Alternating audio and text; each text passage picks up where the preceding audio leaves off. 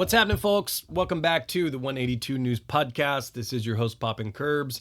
And today, it's the last episode of the season. Season 6 will be in the books at the end of this episode, which is insane to me.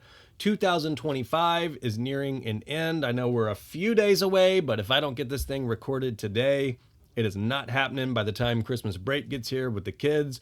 No chance. But I wanted to get an episode out to end this season the way I have the past few, which is a bit of a recap episode. And I find it just really kind of fun to reflect back on some of the conversations we've had throughout the past year, whether it's on the podcast, whether if it's on the YouTube channel, and really just touch base on some of the things that we learned along the way, some of the highlights. I'm going to talk about the Missionary Impossible Tour a little bit. I know I've been meaning to do an episode on that, and I just have not had a chance to. I'm going to talk about my top 5 albums of the year, and I'm also going to name my top 5 songs of the year. So that's what we have in store today. It's always bittersweet for me this time of year, I'll be honest, because by the time I get through a season, I don't know if I've got another one in me. And it's always kind of weird. Like, it's such a weird vibe for me because at the end of the day, I love it. But I'm just so busy and it takes so much time that it's just a really big commitment. And by the end of the year, I've just poured so much into this thing. And I just don't know if I can sign up for that for another year because I don't want to leave people hanging in the middle of a year, like to start 2 months in and then just bail or something. So it's always interesting to me. The past few seasons, I have felt this way where it's like I get there and I'm like, gosh, it's like, I love it, but it's a huge commitment. I think back to the beginning where I was kind of just doing an audio thing and it wasn't that big of a deal. I mean, you kind of record yourself and yeah, it was probably terrible and chop it up a little bit and you're done. But what I've been able to do the past few seasons, at least, is be a little bit more comfortable with the video side of things.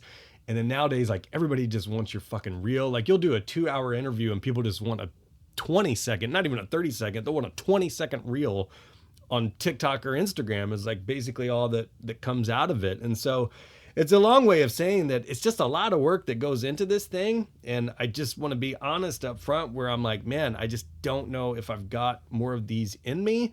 But at the same time, as soon as these recaps come in, I damn near get brought to tears when I start seeing some of the stats and the data and the messages and people tagging me on things. It really means a lot to me. And it's always just refreshing at the end of a season to kind of see some of that. And it's like, oh my gosh, people are listening. This is helping people through days or shitty nights or long trips or whatever. And at the end of the day, it's always got to be fun for me and fulfilling for me. But I also want it to mean something to you all. And I appreciate you all from all over the world. I got the Spotify recap and I'm always just shocked that this thing is somehow growing. It's grown more in the past year than it had in the previous 5. 80 plus countries, had performed better than 97% of podcasts, Spotify told me, which is insane. I mean, I don't understand what they're using on the metrics for that, but I mean, podcast, everybody and their mom has a podcast. So the fact that people are listening to this from all over the world and look forward to it and listen to it, I mean, it really just means a lot to me. And I just want to thank you all, from the bottom of my heart. I appreciate it. I feel like we're all a 182 News weird family of Blink fans who also try to learn about the history of pop punk and just random shit. And I love that if I run into you all at a show, we can chat about just whatever. And it's just like I've got homies all over the world. So thank you, thank you, thank you. As long as I'm having fun on this, I will try to keep this thing going. One of the things that has always stood out to me about my conversation with Aaron Rubin on the podcast few years back, still the most popular episode, I'm pretty sure. But he said when he was working on music, he likened it to an artist painting. Like he just wanted to go into his room and paint. It didn't matter if it meant anything to anybody or was going anywhere or was for money. He was just kind of zoned in and locked in. And he was just back there metaphorically painting. And I really found that the past year or two, just like you all, I've got just so much shit going on, just and stress levels all over, from whether it's life stuff, whether it's real job stuff or whatever. But I find that this podcast and just the creative and fulfillment aspects of it for me, it's like locking myself in a room and just painting. And whether if that's editing something or if that's working on a stupid graphic or whatever, it's fulfilling for me. And I find that I get so locked into it that I damn near tune out everything else. And what I'm getting at there is whatever it is that you're passionate about, I hope that you can find that. And I hope that you have as much fun doing it as I do when I'm kind of in the zone editing this stuff or working on putting this stuff together. And at that point, it's like, yeah, it doesn't even matter if anybody sees it or whatever, because when I'm doing it, nothing else is mattering to me. I lose track of time. I'm sitting there working on something and I'm not looking at my phone, and I'll look up and an hour and a half has passed. I'm like, oh my gosh, that's crazy. And I've found that I love that. I love that aspect of it. I love that side of it. And so as long as the podcast can still, I guess, live in that hobby fulfillment world for me, I'm going to try my best to keep this thing going, keep engaging in cool conversations.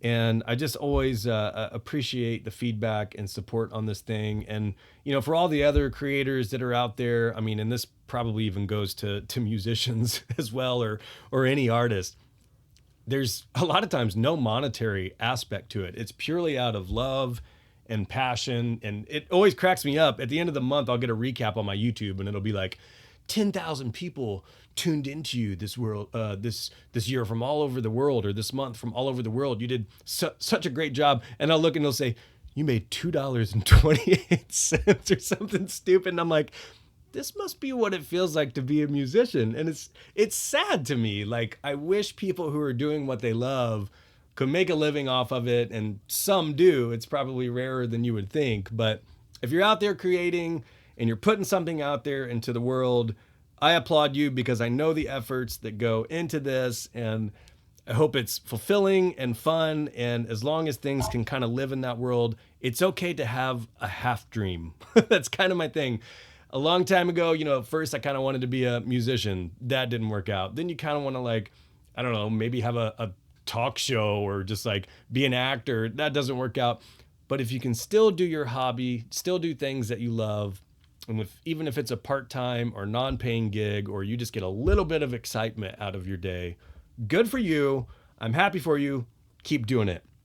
This is the one time of year that I mention, if you listen to the podcast, obviously, please do the simple things like review the podcast on Apple Music or Spotify, subscribe to the channel on YouTube. Like, those are the things that, I don't know, I guess help the algorithm push this into feeds. Not that that matters too much to me, but I'd appreciate it if you could do that. And then if you do want to go to the next level, help buy me a Coke, pack of Gobstoppers or something. This is the one time of year I mentioned that if you want to support the podcast, I will drop the link in the episode description. And any donations there, I think it's just through my Twitch Streamlabs tip jar.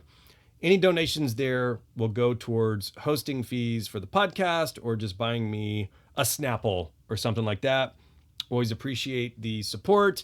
From the beginning of this thing, I was like, I'm not going to do ads. I'm not going to stop this thing in the middle of it and try to sell you a fucking mattress or boner pills or something. So needless to say, I've tried to keep this thing as ad-free as possible. But if you want to support the podcast, click the link in the episode description. And if you want to throw a buck or two there, it's appreciated.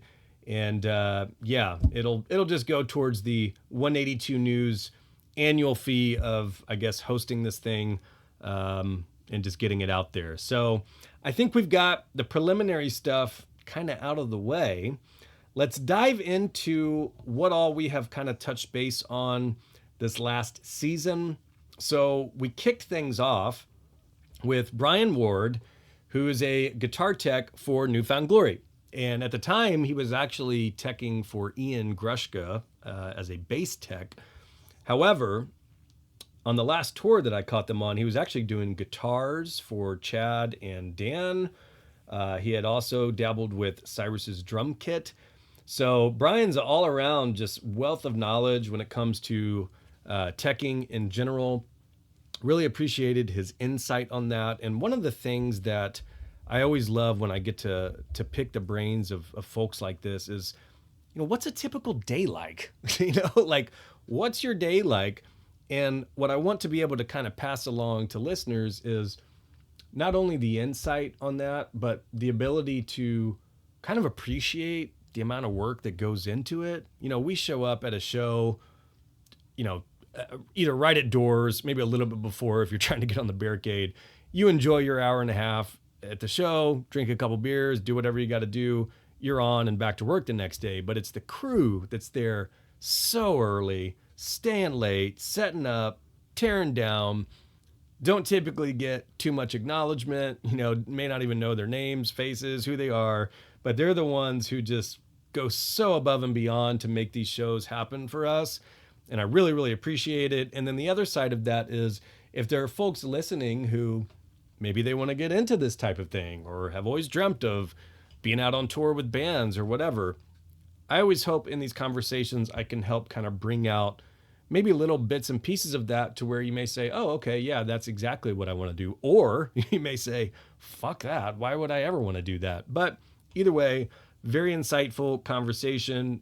Ran into Brian out on tour, which was great. Had a chance to catch up with him. So yeah, that was a great way to kick off the season. As I started looking back on this, my God, it's crazy, I guess, how quick the year has gone. But also some of these at the beginning of the season, I felt like they were 2 seasons ago or 3 seasons ago. And it's like, holy shit, we have talked to a lot of folks this season, hit on a wide range of bands, of different types of guests. I mean, it's all over the place. So that was a great way to kick it off. Obviously with Newfound and getting some insight there, really appreciated it. The next video that I did, this one was kind of funny. And the only reason I'm going to bring it up is because it aired out recently in the deluxe edition of Mark's book. But I did a video on, there was a photo I found of Mark in 1990 at a Nirvana show, which is really fucking rad, like kind of rad, not gonna lie. And there's a bit of a story to it. This was actually a couple years ago, and I had found it, and he had mentioned that he had seen Nirvana at Palladium, and he still had one of Kurt Cobain's guitar strings. And me being the nerd that I am, I wanted to track down, okay, which show? What was the set list? What were they playing? And then take a little bit further. Okay, is there any footage of it? Is there any photos of it? And lo and behold, if you pull up that show, there was a recently surfaced photo right up front. And sure enough, dude up front, tall dude with curly hair, right about reachable distance from the stage to grab a guitar string that fell. It's Mark. And I was just absolutely shocked. And I didn't post it because I was wondering if it would make his book.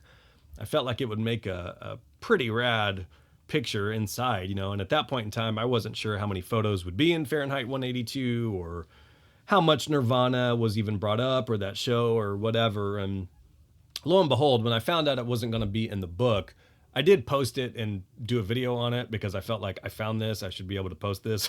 But it blew up a little bit, which was kind of funny.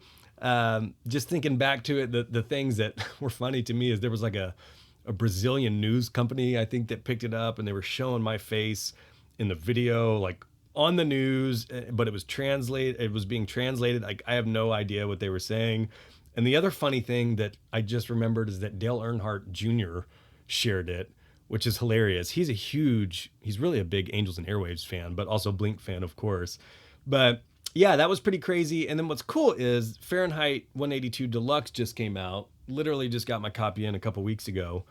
And as I was going through that, the photo book, I mean, that was the main reason I bought it. But the photo book is incredible. Lots of never before seen photos in there.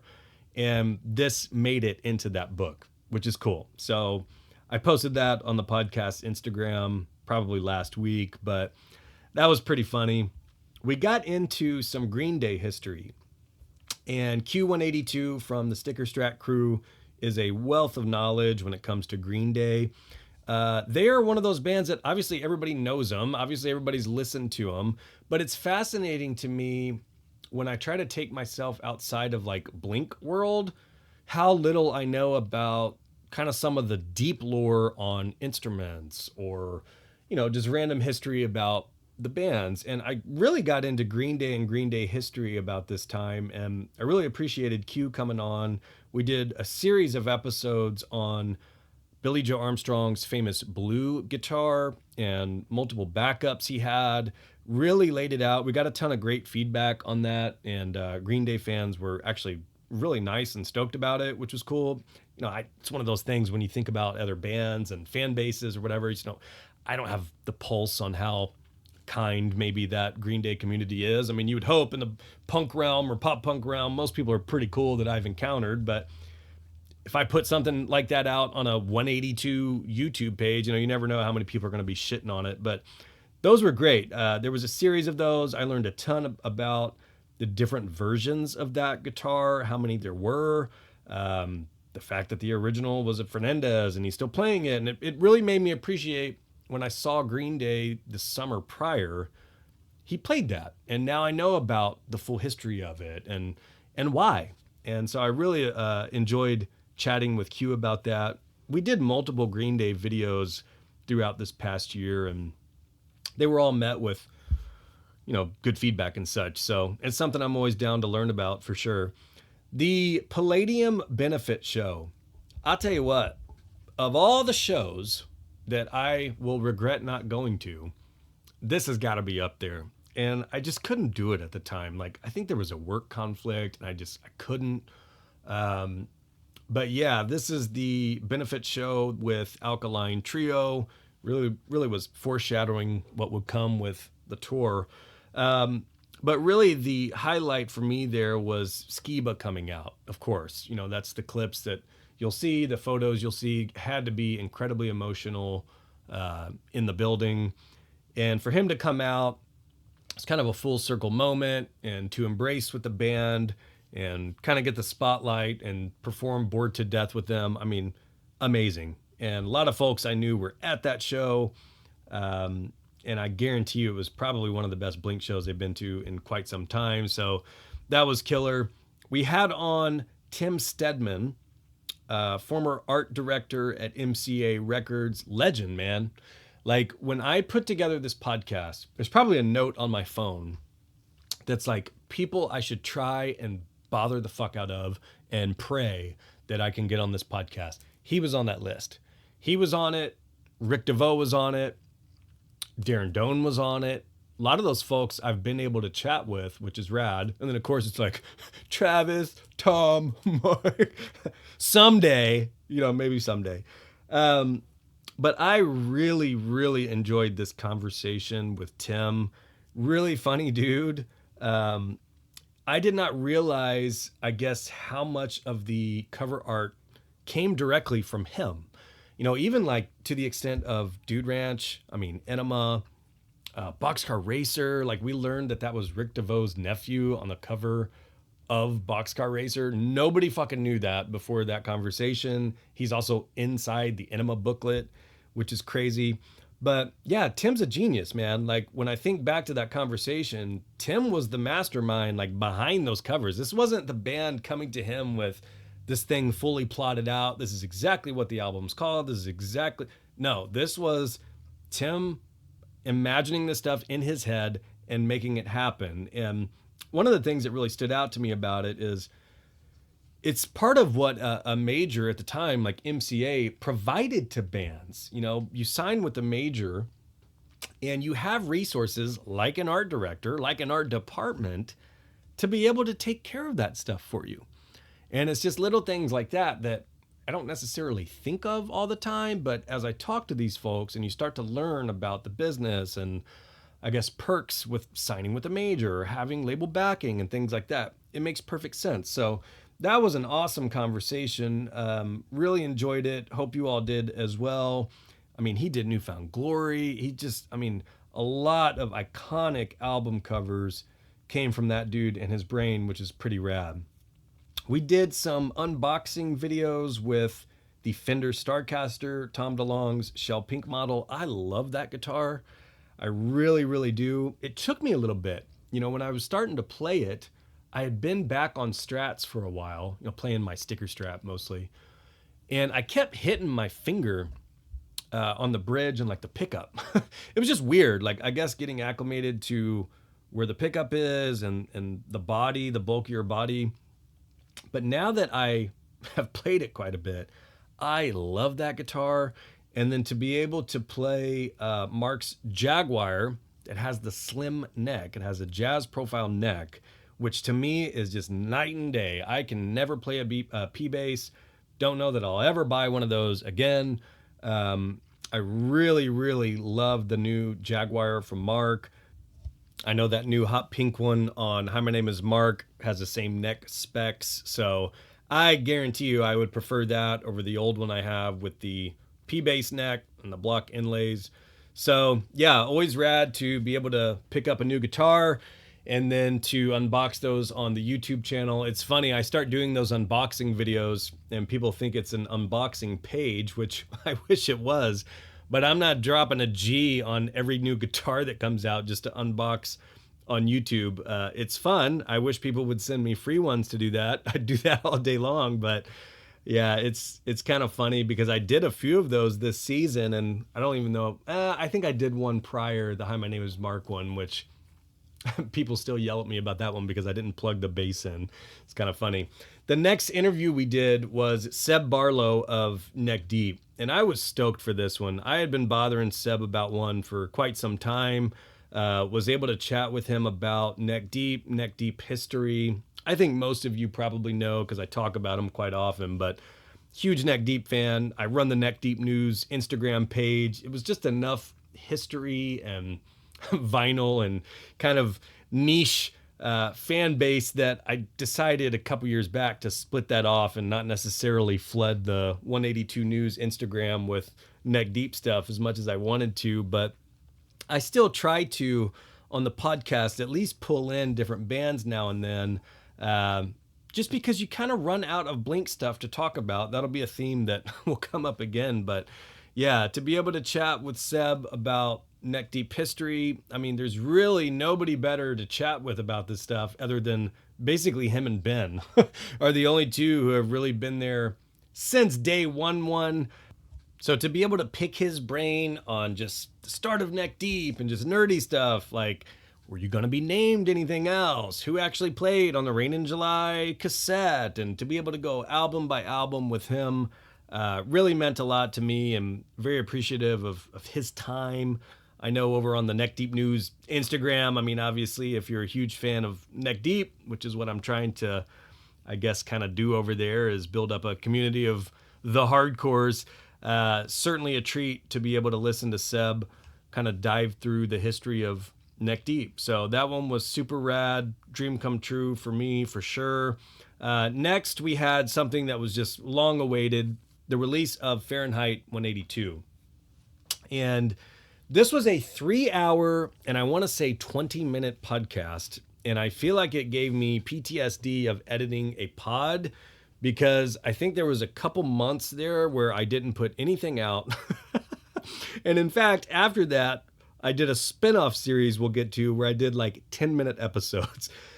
I felt it was necessary, and what's funny is this was the most popular podcast of the last season by far. Somehow, but yeah, long-awaited release of Mark's book, Fahrenheit 182. We dug super deep into that, really chapter by chapter for the most part, and just so stoked for Mark, so stoked for us as fans. I mean, outside of Tales from Beneath Your Mom and Travis's book and various interviews along the way, I mean, this is like the Blink Bible for the most part. So obviously fans had been asking him to do that forever, finally had the time and wanted to throughout the pandemic and the cancer scare. And so to be able to have that book come out, the book tour I caught in Chicago, the show I went to, he literally found out it was the #1 New York Times bestseller like moments before I was walking inside, which is amazing.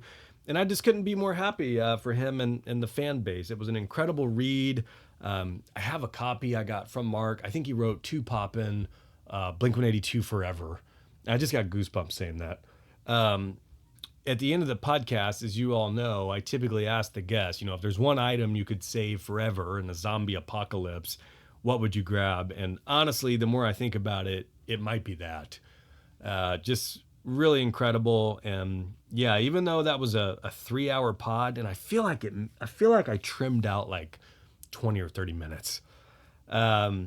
As painful as that was just from an editing perspective and proof listening and such, I felt it was necessary, and I do feel like it was a good, I guess, unofficial companion pod to the book. So if you haven't read his book yet, definitely check it out. The deluxe just came out, which includes a couple extra items. The photo book alone, in my opinion, is worth the price of entry. You get a signed photo, you get a pic. And yeah, I was just really stoked, because that was one of the things that really I was looking forward to the most at the beginning of the year.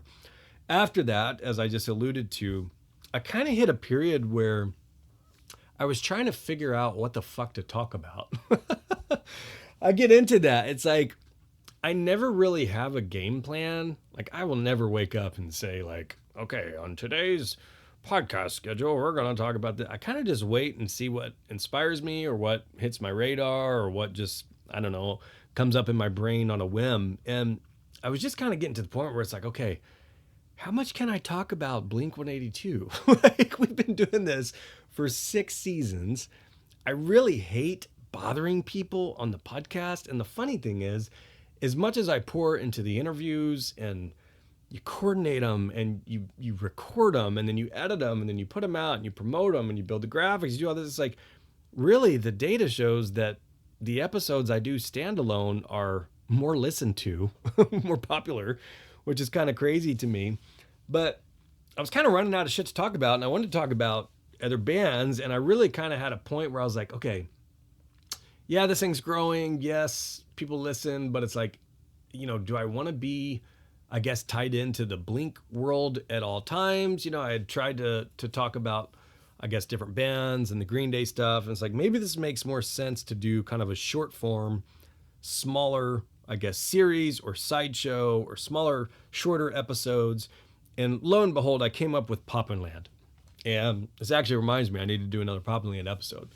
But I ended up coming out with just like a 10 to 15 minute short topic-based show. And the best thing I could come up with was Poppin' Land, which is the name of my Animal Crossing island.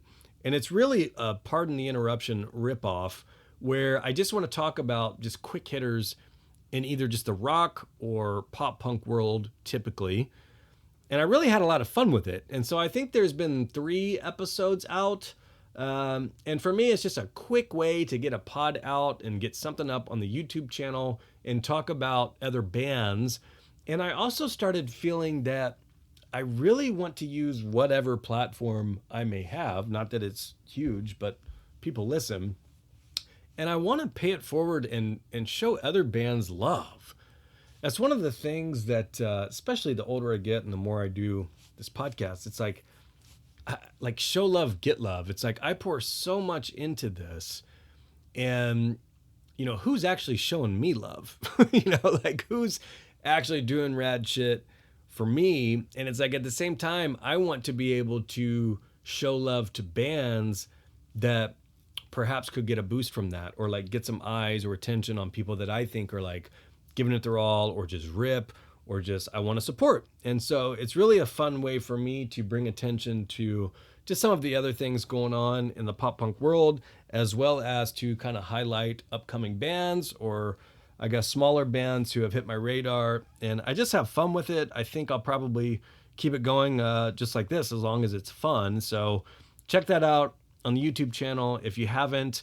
I debated on dropping those into just this podcast feed, but at the end of the day, it's like, what's a 10-minute episode on the pod? I don't think it matters too much. So yeah, hit up the Newfound Glory show in Nashville. That was special to be able to see them with Chad near his hometown.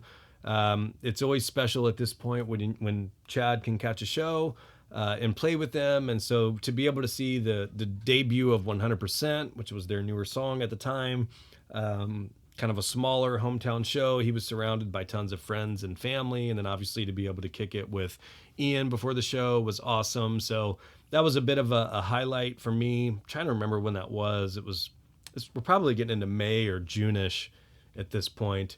It was around this time that we started to get some new music from Alkaline Trio, and we also started to realize that they were working with Travis. There were some hints. There was some photos dropped where it looked like they were in the studio with Travis Barker. Lo and behold, they were. We have since gotten 3 songs out of that, but it was around this time that we got the first one, Oblivion, which was incredible. Really hope they do a full album with Travis. I really do. I think the songs sound great. I know a lot of folks were kind of worried from a production standpoint. How would it sound? And I felt like Travis really was true to their sound and honored the Alkaline Trio, sounds and production, and really just made some great tunes with them. It's interesting, that dynamic there. It's something where I would, theoretically, if I was ever able to chat with Skiba or Travis about it, I would ask, like, obviously they were in Blink together, what's different now? And I guess from Skiba's perspective, how much has Travis grown as a producer, because back when he was with Blink, that's where I really think Travis was, I feel like he was kind of learning a bunch from John Feldman at the time, is what I guess from my perspective. I don't know how much John kind of took him underneath his wing, or I always feel like Travis is probably just learning when it comes to music and production and all of that. But it was really after all of that where Travis really took off in a producing role. And now, my gosh, he's just taken off and is producing everything. Yellow Card we'll get into, and the list just goes on and on and on. So yeah, that was cool. Hope to see a new album from Alkaline Trio sooner than later. And with as good as the feedback has been on those 3 songs, I really hope that Travis is the one they choose to go with, if they decide to go with a producer.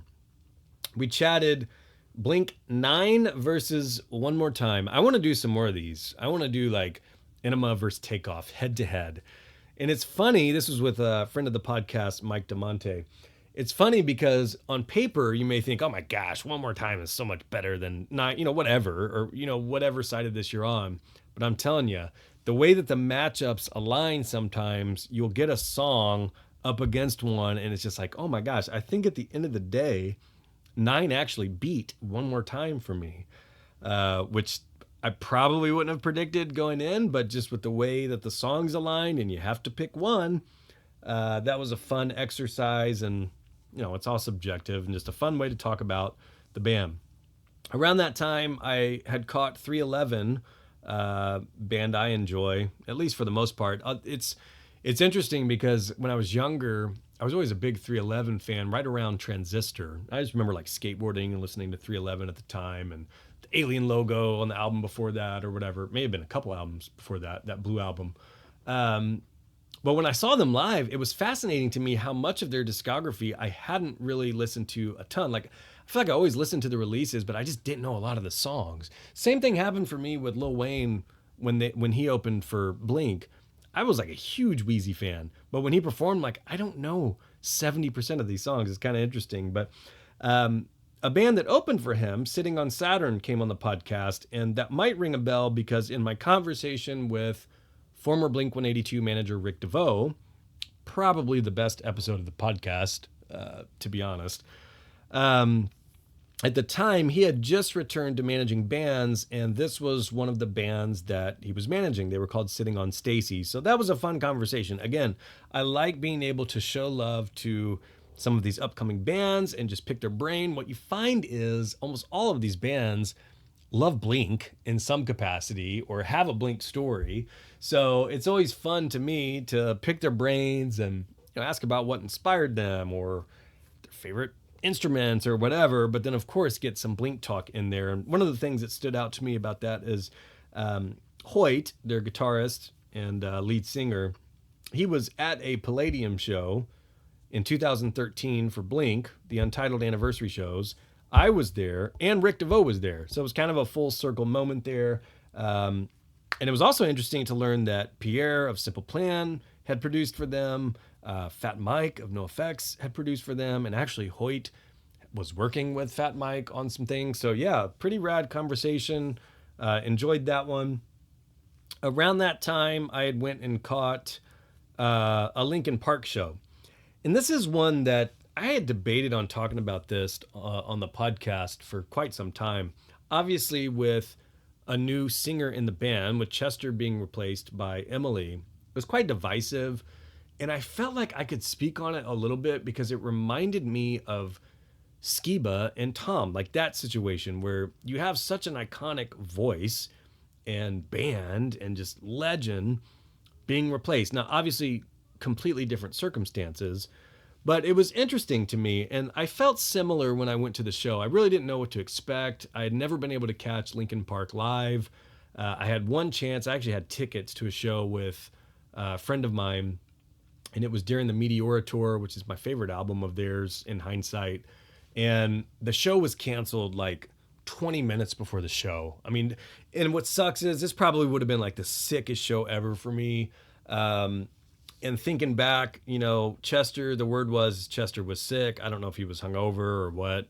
But it was such a late cancellation that the band was out front signing posters. I mean, people were parked, like going in, and they had to pull out. And I remember meeting the band. I have a poster signed by everybody except Chester, which is crazy. But yeah, it was interesting because I really went into it as kind of a non-fanboy, trying to have a pretty neutral opinion of the show. Like, I just wanted to have a good experience and go to a cool rock show with my buddy. And it was great. Like, they sounded great and they felt like they were having fun. And in times like these, I always try to say, like, it's up to the band. Like, it's their decision. It's not up to the fans, It's like, we may have an opinion and, maybe you don't think they should continue, and you have that right. And you can always go back and listen to those old albums, and you don't have to go to the new shows. You don't have to support. But I just couldn't help but look at Mike up there smiling and performing. And it really made me think, like, this is probably healing and therapeutic for them, and they didn't take this lightly. I mean, it took them 7 years. So I thought that was interesting. I put up a video, I think, recapping that. I may have put it out on the podcast as well, just because I blabbed about it for probably 20 or 30 minutes. It was just, I don't know, it was really weird to kind of liken that to how I felt going through the Blink stuff. And it was the same thing, where folks were like, no Tom, no Blink. And I'm like, well, that's pretty much like your opinion, man. But I'm at a show right now with 20,000 Blink fans, and we're having the time of our lives, and Mark and Travis are happy, and, Tom's doing whatever. So who cares? If everybody's happy and at a rock show, is what it is. Around this time, I was also able to catch The Story So Far and Neck Deep. We've had some incredible pairings when it comes to bands this past year. I mean, Neck Deep, The Story So Far. We'll get into it with Blink, Alkaline Trio. We had The Offspring, Newfound Glory. I mean, the list just goes on and on and on. Just really a killer year for music. Now, one of the things that was going to be interesting about this show for me, obviously I was there to see Neck Deep, but I'm a big No Pressure fan. So, like, Parker, I was really stoked to see him perform with The Story So Far. Now, that's a band that has always been on my radar. I've always enjoyed what I've heard, but I've never really done a super deep dive. I'd never seen them live. It's interesting when I think back to that time period, early 2010s, basically they call it like the Tumblr era of pop punk. I was kind of getting out of pop punk at that time. So some of these bands like them really just weren't on my radar at the time. When I think back to that time period, I just kind of have to think about like where I was in life and what I was doing. And gosh, I think I was just like fresh out of college. I was listening to a lot of hip hop, and really, if one of my friends hadn't burnt that CD or put it on my MP3 player, the songs, I wasn't listening to it. I wasn't out buying CDs. I didn't have money to go do that. So there's a whole little era there of pop punk that really wasn't on my radar at the time. And when I saw this bill announced, I was stoked to catch both bands, of course, but I was really curious to see how I was going to enjoy The Story So Far. Just purely objective, showing up just to have a good time and just enjoy a rock show. And I gotta say, man, they absolutely killed it. Like, they crushed. I became a bigger fan of them after the show, which is rare. Like, a lot of times you go to a show and it's like, okay, especially if it's a band that you don't know all their songs, or gosh, I don't even know if I can list all of their hits. And one of the funny things about it is, leading into that show, I was chatting with some friends of mine who are big No Pressure fans, and they said, pay attention to Parker. It's kind of interesting because with No Pressure, he's on stage going crazy. But with the story so far, he kind of stands there at the microphone and he's kind of chilling. And there's discussions. I mean, if you Google that, there's like Reddit threads of, why doesn't Parker move with the story so far? So I was just kind of curious to see how the performance would be, just kind of chilling and not sure what I was going to be getting myself into. And from the moment they came on stage, like, they absolutely ripped. It was no surprise whose show it was. Like, it was clear that that was a Story So Far crowd, Story So Far show. And Parker, man, he was killing it. Like, yeah, he's a little bit stationary, but he's also kind of like flinging his arms, and he's like turning around and kind of kicking it with the drummer at times. And to me, it was not like I'm chilling here bored. It was like swag, and I'm singing and paying attention to what I'm delivering. And then when there's a break in the song or there's a moment to go off, he would. So gosh, I had nothing negative to say about that performance. I thought it was sick, and I was really stoked to be able to catch that show. And again, just one of those pairings that people have been just praying for that forever and ever and ever, and it finally happened. We got to talk about the Missionary Impossible Tour. We are here. We are finally at what I should have had an entire episode about. I thought I was going to talk about it on its own. I was going to have Davey on at one point to talk about it, but life just gets busy, and I feel like we hit on the set list in one of the episodes, and I don't know, maybe something here and there. But anyways, obviously, the big tour of the summer for myself and probably most of my listeners, Blink and Alkaline Trio. Like, what a dream pairing. And what really had me like sparked and hype for this tour was being back in the venues that I'm used to seeing Blink in. And for me, in the Midwest, that's typically like amphitheaters in St. Louis and Indianapolis. That's where I've always seen Blink. That's where I typically always see most of the bands at that level. And I just feel at home when I'm there in the pit, up front, on a stage. And I've talked about this in the past, where it's not like the past two tours were bad by any means. They were huge, like amazing tours. The comeback tour with Tom, we kind of had that Diamond stage set up. We had the production. I mean, inflatable skanking rabbit, for God's sake, coming out of the wall. Like, how rad is that? We had the One More Time one. I mean, the fucking Blink smiley is the stage. But I will say, for me, when you're in that setting, arena, stadium, whatever, indoor, huge, it's just different. I'm obviously happy for the band. I'm happy for the fans. I'm happy for everybody in those seats that's having the best hour and a half or 3 hour night that they could ever imagine. But for me, as the Blink nerd up front, I just can't beat that pit at an amphitheater show. Now, obviously, if you see them at Palladium or a smaller gig, I mean, the smaller the better, for sure. But compared to the previous two tours, I knew going into this that it was going to be rad. I knew that I would probably enjoy it more. And then the more we started seeing about like the set list and really kind of the bare bones production, like it just was basically a background of panels that made it look like they were just playing in an alley or a garage, just with the graffiti and everything, and just little hints of Blink's history, even sideband. I mean, Plus 44 posters, Transplants, Angels, Boxcar, like so many rad Easter eggs. Whoever put that together put a ton of love into that, and it was sick. And as soon as we started seeing some of those first few shows, I was just so fucking hyped. Like, I could not wait for my 2 dates to show up, which was a little bit later in the tour. I guess as far as the set list goes, I mean, to me, I'm trying to pinpoint in my mind, like, what made it so much better. I think there's multiple things. For me, I think the amphitheater setting that I'm used to is the first part of it. I think the second part of it would be the set list. just being able to get some of those deep cuts that we have not heard in so long. And it was very take off your pants and jacket heavy, which you already know I'm going to prefer, but like online songs and roller coaster, to be able to get like Josie and M&M's. I mean, they just did such a killer job of putting together something that would make everybody happy. They had a Descendants cover in there. Like nobody would have expected that to happen or come back. And one of the things that I love about it is I'd seen Mark say, this was for us too. You know, it wasn't just for the fans. Like I see people coming out saying like, oh, I wish they'd play a different song instead of the Descendants cover or whatever. And I'm like, it's not always about us. Sometimes the band up there performing kind of wants to play stuff that's fun for them and that, you know, they want to play. So I think for them up there just having so much fun and to have a fresh set list. And then I also think part of what made it special is we had the comeback tour with Tom. That was the first one. Then we had the One More Time one. So that's going to be more or less the album cycle tour. You know, you've got more songs from that album on there. And then this one was just like, let's go out and have some fun. Like it wasn't a crazy world tour. It wasn't like a massive stretch.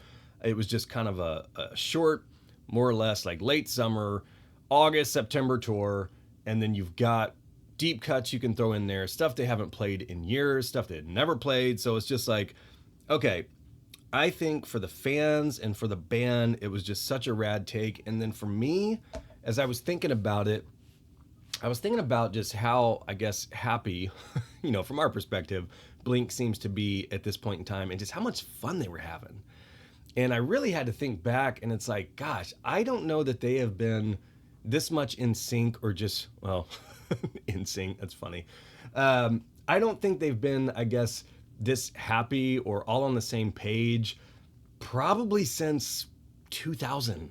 You know, if you think back, even in the liner notes of Take Off Your Pants and Jacket on one of the special SRC vinyl presses that came out, you know, Mark had alluded to during Takeoff is when there seemed to be the start of a little bit of tension between he and Tom on songwriting. Like at this point in time, there's no tension for the first time in like 25 years, which is nuts because even when I think back to like Reunion or like Neighborhoods era, like it's still kind of weird. We even still got a little bit of context on that in Mark's book where it's like, yeah, Tom's back and they're performing and they're playing all over the world. But, you know, he said that Tom was showing up and they'd barely see him before the show. They'd see Tom as he's walking out to the show.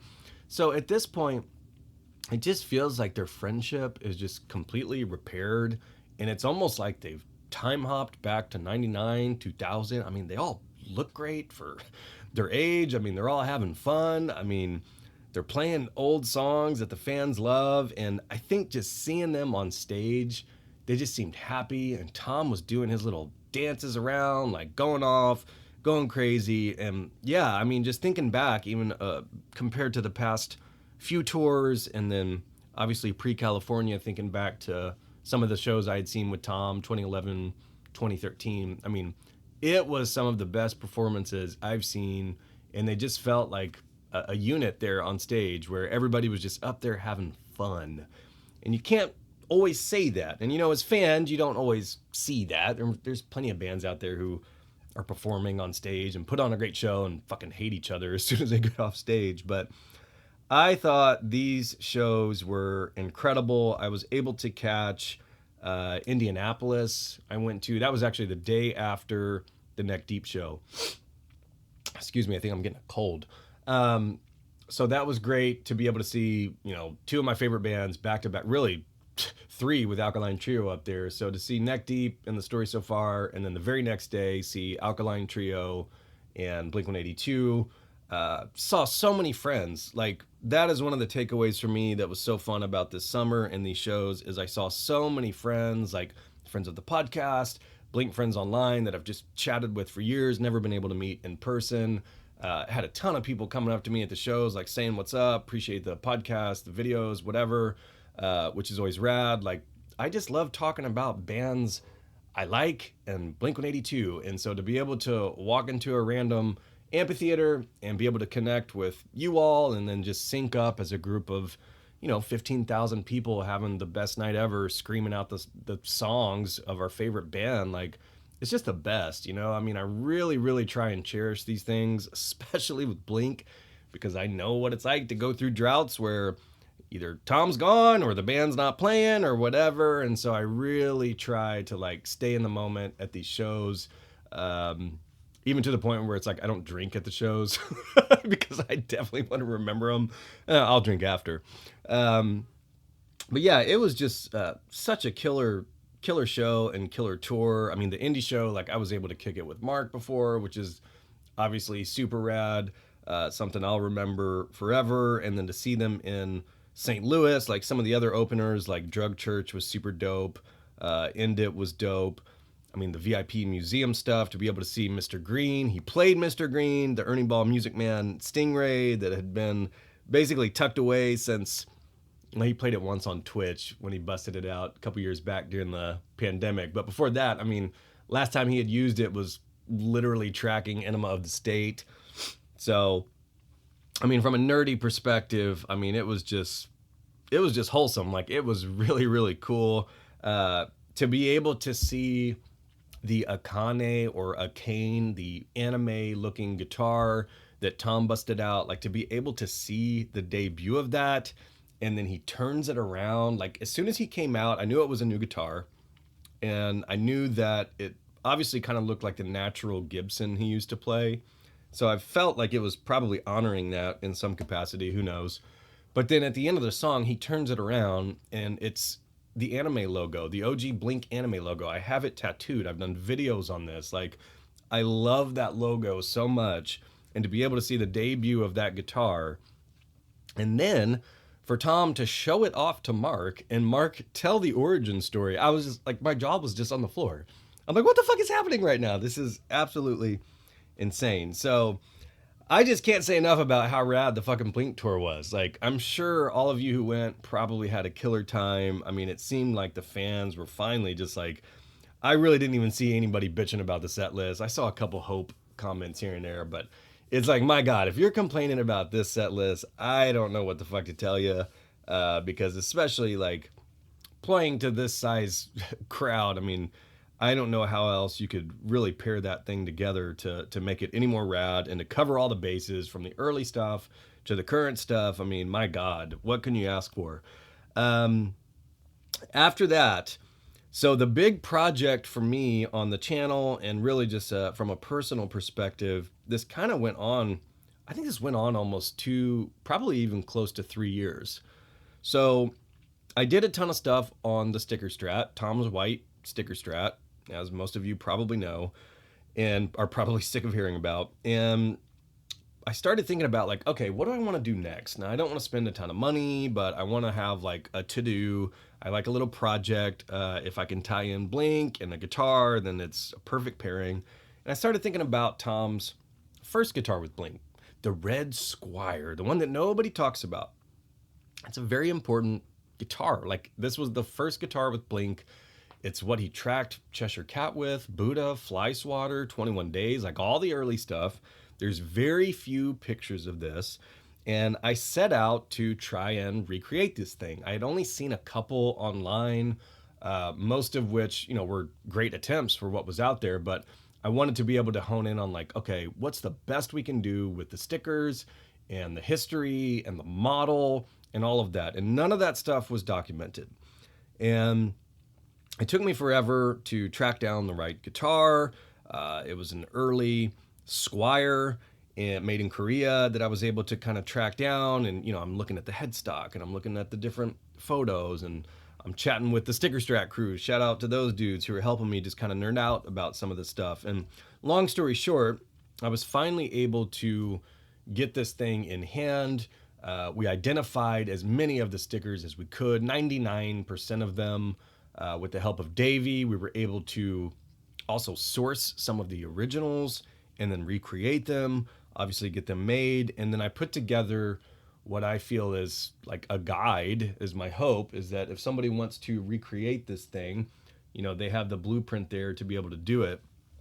And so I put out this video recreating Tom DeLonge's Red Squier. And so part 1 is the research that went into it, tracking down the right guitar, tracking down the stickers. There's a huge history there with all of the things and hurdles I had to go through to try and figure that out. And then part 2 of that is the sticker placement. So much like the sticker strap, I wanted to have a guide for folks out there to go step by step along with me and place the stickers, and then you'll have really the most accurate replica you can have. And I was able to do that, and it was huge. It was rad. Like, there was a ton of good feedback on that. I had offered it to Tom. Like, I didn't know if Tom would want that because the guitar is long gone. I don't think Tom wants it, which is fine. I really don't want to give it up. But I was happy to if for some reason it, struck a chord with him as far as like, oh my gosh, what happened to that guitar? I forgot about it. But as we know, I don't think Tom cares too much about his guitars. And yeah, I'm hopeful. I'm pretty sure there's a good chance that might end up as a mini guitar. So we shall see. To me, that would be awesome. I would be incredibly stoked. And I think there's a decent chance it will happen. But yeah, if you're into that type of thing, check that one out on the YouTube channel. That was a lot of fun for sure. We then had the return of JP Tron Walker, my man, anime tattoo artist, and he was the one who created the Dialga bass, the Pokemon bass, for Mark. So it was great to catch up with him, and then Mark had been playing that bass a ton, really since he got it. It seems to be one of his favorites. So to be able to chat with JP, really just chat. We hadn't caught up in a couple years, so that was a lot of fun just to shoot the shit on like Tom returning and the new album, and then to kind of get his side of things on creating that bass for Mark. I learned a ton in that. Like, we saw multiple versions of that. We had learned that it was lost. The fucking bass was lost in the mail for weeks and weeks, to the point of where he had started recreating it, which is nuts. So really enjoyed that one with JP. Next, we had Marcus Catanzaro interview the guitar tech for Tom. He was on the Missionary Impossible Tour for a couple weeks there. He was kind of subbing for Justin, who was busy with 9 Inch Nails. And I really enjoyed this. Just as a human being, Marcus seemed like a super rad dude, kind dude, Australian guy, super rad. And I really appreciated his time, his insight. It was fun to chat with him about, he was a Blink fan growing up, just like most folks. And I think his sister had even photographed for them, like down in Australia. And so it's kind of full circle. And, he's worked with tons of people from Fleetwood Mac. I mean, all these big bands, but even still, like, working out with Travis at rehearsals is like kind of tripping him out. And so to get his perspective on, I guess, the Blink camp and Tom and Tom's gear and Starcaster, it was really, really special. And as always on these, I'm always just so appreciative of guests and their time, because I really feel like when this happens, it's just them basically hanging out with all of us. And I'm happy to play a little part there and bringing out some of these stories and conversations. And so, yeah, I'm just forever grateful for anybody who says yes to jump on the podcast and kick it. And one of the things that really stands out to me is he had said that he has a tattoo that says, "Say yes." And I love that. I never thought about that, but it's like when something comes across your way, say yes. And even if you're not ready or prepared for it, like, you'll find a way. Like, you can figure it out. And that's something that the older I get, even in my like career and just outside of things, it's like, even if you think somebody's like in a really, really great position or smart or knows what they're talking about, like, they may not have known that when they took the job. Like, you can do it, say yes and then learn. It's possible. You can do it if you really want to. So I found that inspiring. It's something that, I'm probably going to try to apply to my life in some capacity. But yeah, I really enjoyed that one. After that, we had the Padre show up. The mother heckin' Padre guitar. It had almost been 1 year since I had ordered that through To The Stars, and it showed up. I was so stoked for that. I went back to being an unboxing channel on YouTube. Heck the podcast. I'm just going to unbox shit. That's all anybody wants to see. And it was cool to see that. That's a project with To The Stars. Stefan from Gear 182 owns the original, had really worked hard to make sure it was as accurate as could be. Now, obviously, it doesn't have the inlay, some of the stuff, but I knew that wasn't going to happen. But I was super stoked when this thing came in. Very pleased with the final outcome. The case is amazing. I jumped on Gear's YouTube channel to talk really just Padre and Padre history. It was somewhat recent, so check that out if you want to hear Stefan and I blab about Padre. But yeah, I mean, just thinking back, to be able to actually own one of those guitars, something that, you know, when you're a kid, I never would have thought that I'd be able to have like somewhat close of a guitar to what Tom was playing and that I'm seeing on MTV. You know, it's really rad at the end of the day. And with that racing stripe on there, and I've seen a lot of people talking about that stripe, and I posted a picture the other day. Dave Brown Sound of Sum 41 had a custom PRS that it looks like Padre. I mean, same color scheme, brown with a big orange stripe, massive orange stripe. And it's kind of funny. A lot of people were like, oh, he ripped that off from Tom. You know, I don't know. I don't think those dudes were like massive Blink fans or whatever. I just finished Derek's book, actually, which was really interesting. But it's funny because it's not like Tom invented the racing stripe. Like, to me, I'm like, really, you got to go back. I mean, it had surfaced quite some time. I'm pretty sure it comes from just like a racing car perspective, just that nice stripe down the middle. But my God, like when I think of a striped guitar, I think of Kurt Cobain's. So yeah, I don't know. Maybe you can credit Tom with it, but I don't think every stripe you see is people ripping off Tom DeLonge. But yeah, that one was a fun little project to kind of unbox and kind of show off and play. I've enjoyed playing that. From a collector's perspective, to me, I'm kind of keeping that thing in the case. I'll pull it out and play it here and there, but for me, I'm keeping that thing more or less as a collectible as opposed to like an everyday type of, I guess, playing guitar or whatever. The next guest we had was someone I was so stoked to chat with, and that is Tom Wisniewski of MxPx. I'll tell you what, I have become just such a huge MxPx fan. They were my number one band I listened to this past year.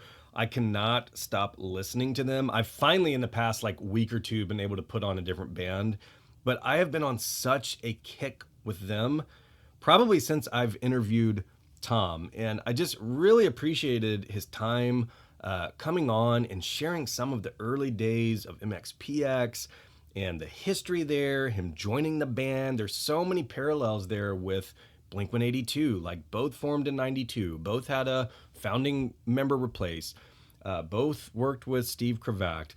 Critter had done stuff for them, both worked with Jerry Finn. I mean, the list just goes on and on and on, toured together. So it was such a pleasure chatting with Tom. I mean, MxPx has always been a band that I've known, been on my radar. Like, I remember listening to them in the late 90s, like loved Chick Magnet, new punk rock show. But for some reason, it's just, I think it kind of falls into that same pattern where from basically 2006-ish, I'm thinking back to like my college days, 2006-ish to probably like 2012-ish, there's just such a gap there for me on any music I was listening to, like outside of what was basically being like burnt by friends and roommates and given to me. I wasn't buying CDs. As before I was like paying for a streaming service or whatever. And so there's just so much history there with some of these bands I love that I feel like I kind of missed out on. So I just get on these kicks where it's like, I find a band that I'm well aware of, that I know, but I go back and I start at the very beginning. I listen to their entire discography in full, and I really, really enjoy it and appreciate it. And then I start digging into the history, and it's like, oh my gosh, there's so much shit about all these bands that I don't know and didn't know. And that's part of what I love about this podcast, is being able to just bring out some of that stuff. And if I get one or two of you turned on to MxPx, you know, I've done my part, because they're an important band. They're still doing it. And I was able to catch them live. They put on a killer show. I mean, outside of those Blink shows, this was my number 2 show of the year, like by far. I enjoyed that MxPx show so much. They are OGs in the game at this point. They don't tour a ton. And that's one of the things that I love so much about supporting bands like this, is like, get out there and support the bands that really need it. You know, like obviously go support any band you want, go see any show you want, but these bands that don't get out often. If you go there and go to their show and buy a shirt, or go to their merch shop and buy a vinyl or something like that, like, it goes a long way. It really, really does. And so the more I learned about MxPx and the fact that they're still grinding and very DIY, like, I remembered their Kickstarter album. Their last album is incredible. It's one of those rare things with a band where I genuinely, straight up, I feel like they are still getting better and better and better. Like, my favorite albums from them are their last two, which is nuts. So to be able to chat with Tom about, his guitars and guitar preferences and just things like that, it was just such a pleasure. Forever grateful for his time. I was able to catch them live, caught up with Tom before the show. Right around that time, Mike Herrera, the bassist, whose podcast I really enjoy, he had came out with a Sterling model of his signature bass. So he's a Stingray guy, and it's really part of his image. It's pretty iconic. When I think about Mike and MxPx, it's him up front with a rad-looking Ernie Ball Music Man Stingray, and he's got that poking at you punk on the pickguard, and it's usually a cool color. And those basses are typically like $3,000, so it's something I'll never be able to get. And to be able to come out with a cheaper model, it kind of came out of nowhere. I think it retails at like $450, but it's a Sterling version, so it's more or less kind of like just like a cheaper model. I think of it as like almost like a Squier or like a Made in Mexico. But to have an affordable option that still looks sick, even if you're just picking that thing up to get signed or hang on your wall, like, it is sick. And so to be able to order that, and it literally showed up, I think, the day of my show. I was driving to the show and I was thinking in my mind, like, if I get this thing, I don't play a ton of bass. I kind of got this thing as more or less a collectible, but to get this bass in hand like hours before I went to the show, and then I took it there and I was able to kick it with the band, meet the band before the show. They all signed it. It's hanging on my wall. If you watch videos, you'll probably see it in the background now, but just incredible. And it's one of those things that I kind of get emotional thinking about it, because it's like, they don't know me, like, these bands, like these guests, like, they don't know me. But it's like, show love, get love. And I really felt it with that band. It's like, yeah, I've got like a little platform and can kind of push music here and there and like help support bands or whatever. But it's like, a lot of times that's not reciprocated. I don't feel that from a band or whoever I'm talking about. And from MxPx, I mean, like with day one, it was just love. It's like, I'm helping like kind of bring up some of their history, and I think they appreciate that. And the fact that they were cool with me on the flip side of that is something I'll never forget. And because of that, I will support them every time I can, catch them every time I can. I'm really looking forward to new music from them. I suspect a new album will come out next year. Mike has not shied too far away from that on his podcast, so that's definitely an album I will be looking forward to whenever that drops. And yeah, check out MxPx if you haven't. Put on the newest album. Like, honestly, if you ask me what you should listen to, put on Find a Way Home and just listen to it, and I think you'll get some just really rad pop punk vibes and like mid to late 90s vibes. Some of the bridges on there and the bass tones and stuff, it's just really nostalgic, but it's fresh. And it's authentic. They produce themselves. They run their own merch store. Like, they're just a very DIY band that makes you feel good about supporting them. So that was a killer one. One of the highlights of the season for me, for sure. The next conversation we had, this was another band that I really learned a lot about. Really enjoyed the conversation. This was Girlfriends. Travis Mills, you may have known him from the hip hop game back in the day, MySpace days, T Mills, and Nick Gross. Nick is the drummer for Goldfinger, has a record label with John Feldman, so everybody's kind of connected in this little pop punk and punk world, which I'm starting to learn more and more about. But they have a band called Girlfriends, and they were right on the verge of a brand new album, There Goes the Neighborhood, which is a really nostalgic pop punk album for me. It was an album that I could put on, listen to front to back, and just like enjoy it, not have to like overthink it, just put it on and not have to skip anything. I mean, it's just something that it was just a refreshing, like really catchy pop punk album. It's the best way I can put it. It's very much on the pop side, but then there's also moments on it that are more punk and almost screaming and stuff like that. So it's really cool. And I know they put a lot into it, and for them to kind of collaborate with both of their worlds, I really think they work well together. They were huge Blink fans, so that conversation was rad. Nick had taken lessons with Travis Barker. I had learned, Travis talked about Travis Barker hitting him up when he's chilling with Wiz Khalifa, pulling up to Blink shows, like, growing up admiring Barker and driving by his house and thinking like, man, like, Travis is the man, and just being inspired by that. Their album itself, I mean, the cover was inspired by Newfound Glory, Sticks and Stones, just little pieces of things that these conversations bring out. It just makes me happy. And that's an album that it dropped, I think, the next day. I worked really hard to get that thing edited and out. Nick and Travis had been out performing. I think they're in the UK right now. They did a grand, I guess, release show that was at a skate park shortly after. That was dope. So yeah, that was cool. Travis plays a Starcaster. We nerded out about that a little bit. He had the sticker strap mini guitar that he pulled out during our conversation. We chatted about that. And yeah, that was just a fun one for sure. Check out that album if you haven't. Getting into, I think this was the last one, shockingly. So this is a dude who's the man. Brian Thrasher, Fender Master Builder, rad dude, somebody I chat with all the time in the background, but just had never really had a chance to get him on the podcast and sit down and chat. And To the Stars had released and teased the Ad Astra 10. They weren't released yet. They were on the verge of it.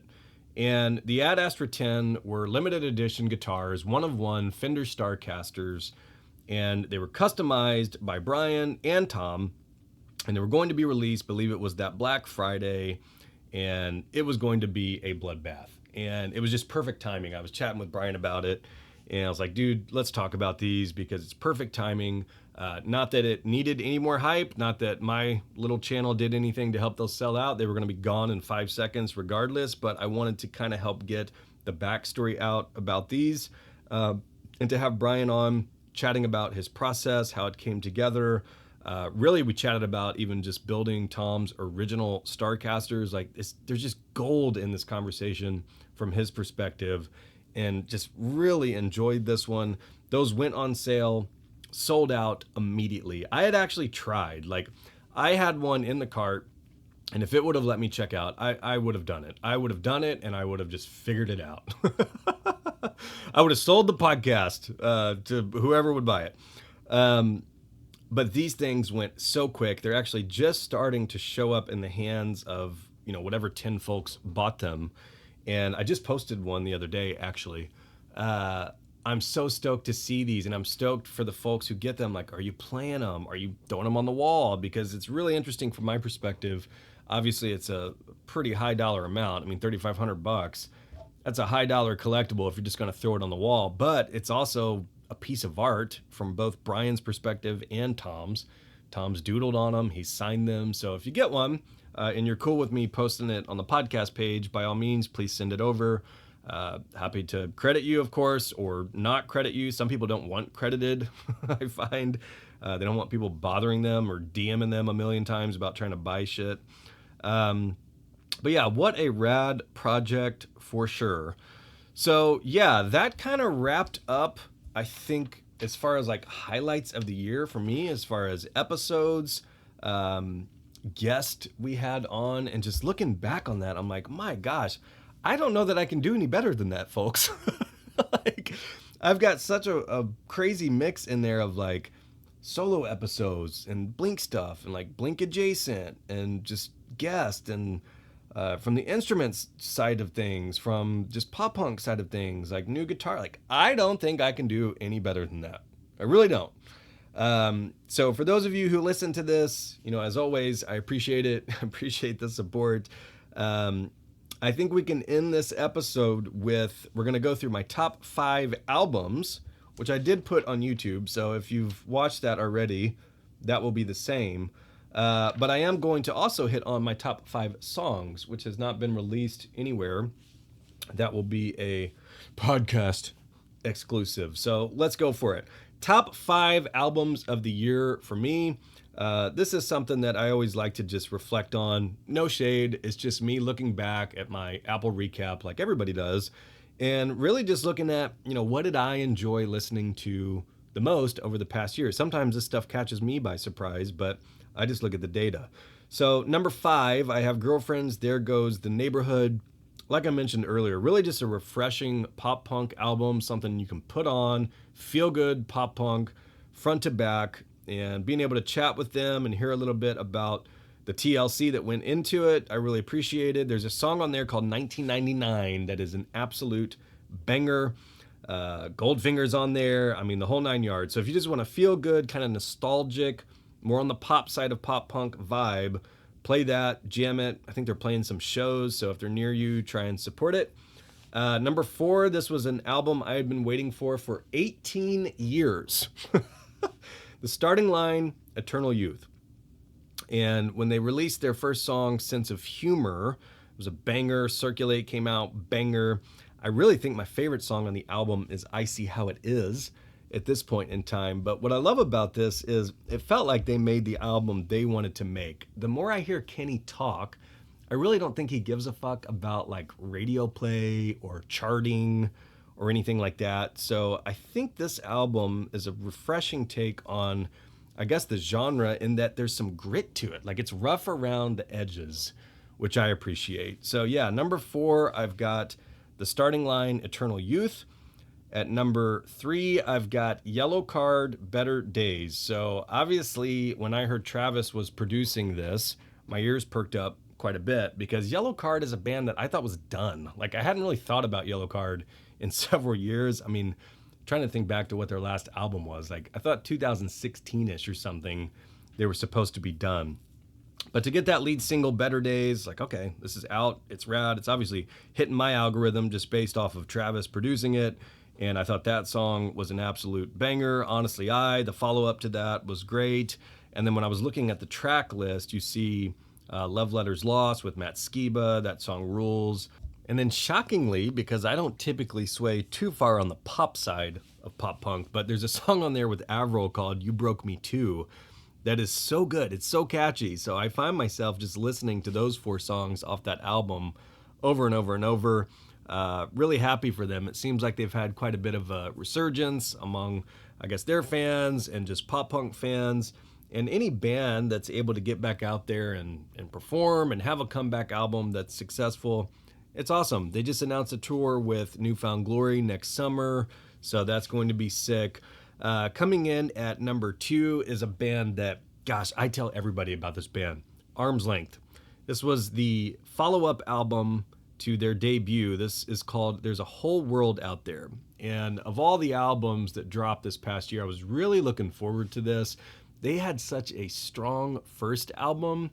There's a song on there called Object Permanence. And if you haven't heard it, go listen to it, because if it hits you, you'll know that this band is for you. And if not, it's all good. It's a little bit more on the emo side of things. But from my perspective, it still kind of falls under this pop punk realm. And it's interesting to me when a band has such a successful debut album, what's the follow-up like? I can't remember who has said it, but I remember somebody saying that the debut album a lot of times can be so good because it's years of life experience and just like songs being put together. I mean, who knows? On a debut album, it could be something that they've been writing for 6-7 years of becoming a musician or whatever. So when it comes time to follow that up in what is typically a short window, you drop a successful album, all of a sudden label wants a new one in a year. It can be tough. That's one of the things that, if you write your own music or are in a band, I read some of this stuff where even in that Derek Whibley Sum 41 book I just read, he had like 6 weeks to write a follow-up album. And it's like, what? How can you even begin to write that quickly, and almost be forced to inspire yourself to come up with something, and then to, I guess, have that try and live up to such a rad debut album or successful debut album? It's got to be a lot of pressure, but this thing certainly lived up to the hype for me. There's a whole world out there. Funny Face, the lead single on it, is incredible. I really think Their lead singer, Alan, is just a true poet at heart. Canadian emo is typically what you will see it, I guess, described as. But yeah, check out this album and band if you haven't. They just announced a tour, really playing a lot larger venues than I would have expected so soon, which is great. I even saw them post the other day that tickets are already low on some of these. They were just out with Hot Mulligan. I was hoping I could catch one of those shows. That'd be a great pairing for sure. But what I love about this band, and actually the next one, is that I discovered them naturally as openers, which is rare, especially getting older. It's kind of tough to be able to go to a show early and then to catch a band that really catches your ear and you're like, what the fuck? I saw this band opening for Heart Attack Man, which will lead perfectly into number one. But yeah, this was a tiny, tiny show, and I just saw them. It was basically at a bar, and I hadn't really heard of them. My brother-in-law, who I was with, he enjoyed them. He had known a little bit about them at least and given me a heads up, and my gosh, like they started playing, it's just like, holy shit, a bunch of people already knew the words, and I knew it was special then. I picked up their first album, met Alan, their lead singer, after the gig, and then obviously followed them leading up to what became this second album, really pulling for them. So super stoked for that. I'm definitely going to try and catch them out this next summer. Can't remember where they are near me, but I think there was 2 shows that I could potentially try and hit. So get out and support them if you can. Again, some of these upcoming bands that, your money goes a long way when you buy a ticket or pre-order an album or pick up a t-shirt or whatever. It feels good to support bands like that. Coming in at number 1, the number 1 album of the year, need that Travis Barker drum roll I will never get, Joyride, The Pale Horse by Heart Attack Man. This album is so good. It is on the heavier side of pop punk, a lot of angst in there, but it's very catchy. It's very riffy. I love just how, I guess, witty their lead singer Eric is with his lyrics. It's tough for me to compare. I guess some of his lyrics and outlook on life probably would be like Skiba-esque to me, just some of the darker sides of it and kind of the irony that's built in with some of the lyrics. But yeah, this album I could not wait for. Spit, just really heavy lead single. Some of the B-sides on this is where for me, when I'm looking at not only what I've listened to the most, but looking at an album as a whole, like everybody can have a popular single or put out a couple good songs. But when you look at something as a whole, a lot of times I'll look at like the B-side of the album and think to myself, like, okay, how does that stand up? Like, what songs am I gravitating towards? And the B-side of this album is so good. Like, there's a song, I'll See You There, Quit While I'm Still Ahead. Like, some of my favorite songs on the album are on the B-side. It's part of why Take Off Your Pants and Jacket for Blink is my favorite album, because you look at the B-side and it's like, holy shit, some of those songs are just so, so good. So, yeah, I love this band. This is a band that I discovered opening for Neck Deep, and I can still remember it like it's yesterday. Walked in and they were playing a song and I'm like, oh my gosh, this is ripping. Like, who are these dudes? And to kind of discover a band like that and be able to support them and then obviously keep up with them throughout a couple releases. Their last album, Freak of Nature, was one of my favorite albums a couple years back. So to have a follow-up on that, I could not stop listening to this album. It rips. Definitely check them out if you have not. It was my number 1 album of the year. Lastly, let's end with my top 5 songs of the year. And I would love to hear yours. So if you're listening to this, like, comment on your top 5 albums, top 5 songs, because I love discovering new music this way. But at number 5, I've got Good Enough by No Pressure. Gosh, this song is just so good. Anytime No Pressure puts out stuff, it just makes you want to like skateboard and hit a 2-step. I'm so looking forward to what has been announced as hopefully a new album next year. That's the hope. They've announced it. So they're at least confident enough they're going to get something out. At number 4, I've got You Should See Me Now by Neck Deep. So last year, their self-titled album was my number 1 album. It was interesting to get a follow-up single, and I was curious to hear, what direction would they be going. They kind of reestablished themselves on self-titled with pop punk, with that out of their system again. Are they going to go back to that again? Are they going to go back towards like the all distortion sound? And to me, this was a really cool blend. I listened to this song so much. It was a single with a single artwork that it actually popped up in my top 10 albums. Apple Music was confused. And yeah, they're one of those bands that I just can't wait to see what they do next. This one, to note, was produced by Will Yip, who produced the Starting Line album. So some of that stuff behind the scenes, if you start listening to different bands across this genre, start paying attention to like who produced it, how does it sound, is it similar? It's just kind of that interesting backside of things. So we'll see if they jump back in the studio with him. They are out on tour, kind of a mini tour celebrating 10 years of Life's Not Out to Get You overseas. Looks like insane shows, something that the fans were hoping would be like worldwide, but it seems like it's just going to be a handful of special shows. So yeah, I suspect hopefully they start working on new music and we'll start seeing what the next era looks like for Neck Deep. Coming in at number 3, I have 100% by Newfound Glory. This song rips, like from the intro riff to the chorus. This is one that I just had on repeat over and over and over. It was a single at the time. We now know that will be part of their new album, Listen Up, coming up in February. That'll be here before you know it. Just a couple months away. There are 3 songs out thus far. So looking ahead, I'll probably hit on it here in a minute, but that is one I'm looking forward to for sure. And it was nice to hear that, you know, these bands still got it. That's one of the things, like even these legends in the game, the OGs, like to still put out songs that rip. And they performed that. I mean, people were screaming that back at them from the crowd at the shows I was at. So it was pretty cool to see. At number 2, very similar, I've got Oblivion by Alkaline Trio. So this was the first one they released with Travis Barker producing. Really catchy song. And when I saw them out on tour with Blink, they played it live. It was cool to see. And people were screaming it back, knew all the words already. So that's always a good sign. They had released 2 more. It was kind of tough. Like, I really liked the 2 other songs they dropped. Especially like that last one. There was Bleeding Out, and then the last one was the slower one, Surprise, Surprise. And that is such a vibe. Like, my gosh, when Dan comes in on that, it is like, you get goosebumps. So it was almost kind of tough for me to pick just the top Alkaline Trio song of the past year, but it's got to be Oblivion, just very catchy. I just had that 7-inch vinyl arrive with the big dinosaur on the front, and on the B side of that vinyl is the demo. And I didn't know what to expect on that. Like, one of the things I loved about picking these up is it includes a demo on the B side.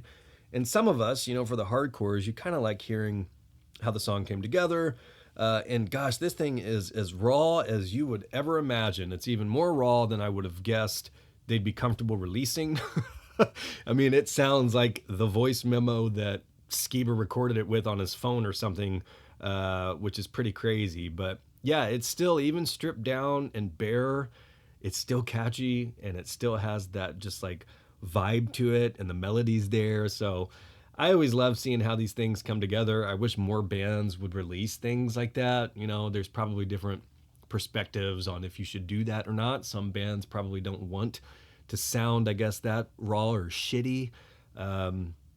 My thing is, it's not going to be like random people listening to that. It's going to be your most hardcore fans who really care about the process and the lyrics, and I guess just kind of seeing everything come together. So, I mean, if it gets you more streams, or you can sell a demo or limited edition vinyl, excuse me, or something that has that, like, I don't see the harm in it.